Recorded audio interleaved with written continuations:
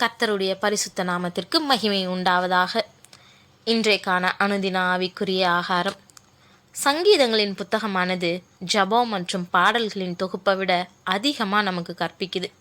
சங்கீத புத்தகம் எபிரேய கவிதை வடிவத்தில் அமைஞ்சிருந்தாலும் சில சங்கீதங்களின் உள்ளடக்கம் நுணுக்கமாக ஆராயிறவங்களை கூட வியக்க வைக்குது.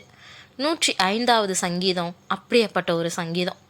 கர்த்தர் இஸ்ரவேலை ஒரு தேசமாக எப்படி நடத்தினாருன்றதை பற்றி இந்த சங்கீதத்தின் வாயிலாக நாம் அறிகிறோம். கர்த்தருடைய கரம் எப்படி ஆபிரகாமை வழி நடத்துதுன்றத சொல்கிறாரு. மேலும் யோசேப்பை பற்றிய முக்கியமான விஷயங்கள் ஆதியாகமம் புஸ்தகத்தில் அதிகம் காணலை. ஆனால் இந்த சங்கீதத்தில் சங்கீதக்காரனுடைய கண்ணோட்டத்தில் யோசேப்பின் வாழ்க்கையை நாம் படித்தோன்னா அவனுடைய வாழ்க்கையில் கர்த்தருடைய செயல்பாட்டை நாம் இன்னும் அதிகமாக அறிஞ்சு பாராட்ட முடியும். சங்கீதம் 105 ஒரு முறை வாசிச்சுட்டு யோசேப்பின் சரித்திரத்தை படித்தோன்னா அது நமக்கு உதவியாக இருக்கும். யோசேப்பு ஒரு சொப்பனம் கண்டு அதை தன் சகோதரருக்கு அறிவித்தான். அது நிமித்தம் அவனை இன்னும் அதிகமாய் பகைத்தார்கள்னு ஆதியாகமம் 37:5 வசனத்தில் நம்ம வாசிக்கிறோம். யோசேப்பு தான் கண்ட கனவுகளின் முக்கியத்துவத்தை முழுமையாக புரிஞ்சு கொள்ள முடியாமல் இருந்திருக்கலாம். தேவன் தனக்கு கொடுக்க காத்திருக்கக்கூடிய மகிமையான எதிர்காலத்தை அவனுக்கு தெரிவிக்கிறாருன்றதை அவன் முழுமையாக புரிஞ்சு கொள்ளலை.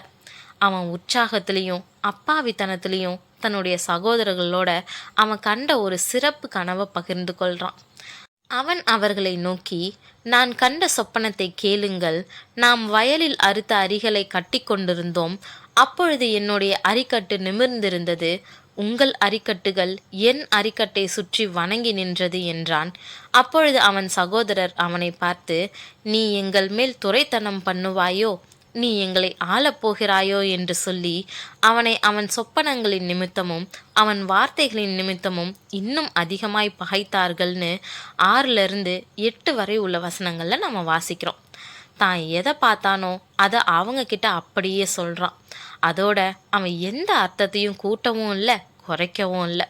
ஆனால் அவன் சொன்ன கனவினுடைய அர்த்தமானது யோசேப்பு இவங்களுக்கெல்லாம் தலைவனாக உயரப்போவதாகவும் அவனுடைய சகோதரர் எல்லாரும் அவனை வணங்குறதாகவும் இருந்துச்சு.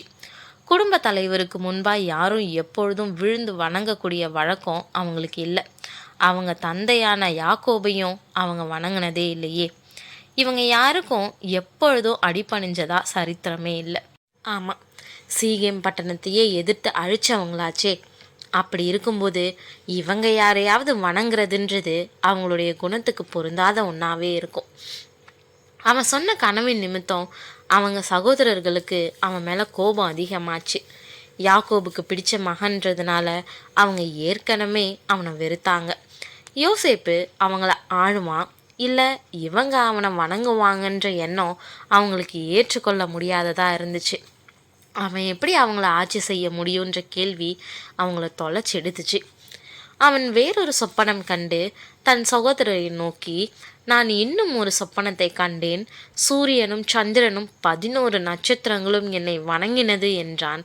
இதை அவன் தன் தகப்பனுக்கும் தன் சகோதரருக்கும் சொன்னபோது அவன் தகப்பன் அவனை பார்த்து, நீ கண்ட இந்த சொப்பனம் என்ன? நானும் உன் தாயாரும் உன் சகோதரரும் தரை மட்டும் குனிந்து உன்னை வணங்க வருவோமோ என்று அவனை கடிந்து கொண்டான்னு 9 மற்றும் 10வது வசனங்களில் நம்ம வாசிக்கிறோம். யோசேப்பின் தகப்பனாகிய அவனுக்கு தன்னுடைய மகனுக்கு முன்பாக மண்டியிட்டு வணங்குறது சாத்தியமில்லைன்னு தோணுச்சு. அத்தகைய கனவுகளை பற்றி பேச வேணான்னு அவன் யோசேப்புக்கு அறிவுறுத்தினான். ஆனால் அவன் சகோதரர்கள் அவன் மேலே பொறாமை கொண்டாங்க. அவங்களால யோசேப்புக்கு கிடைச்ச எதையும் பொறுத்து கொள்ள முடியாமல் பொறாமையில் பொங்குனாங்க. யாக்கோபுனால தன்னுடைய மகனின் கனவை விலக்கி கொள்ள முடியலன்னாலும் அதை தன்னுடைய மனசில் வச்சான். அந்த கனவுகளுக்கு பின்னால் கர்த்தர் இருக்கிறாருன்றது அப்போ அவங்களுக்கு தெரிஞ்சிருக்க வாய்ப்பில்லை.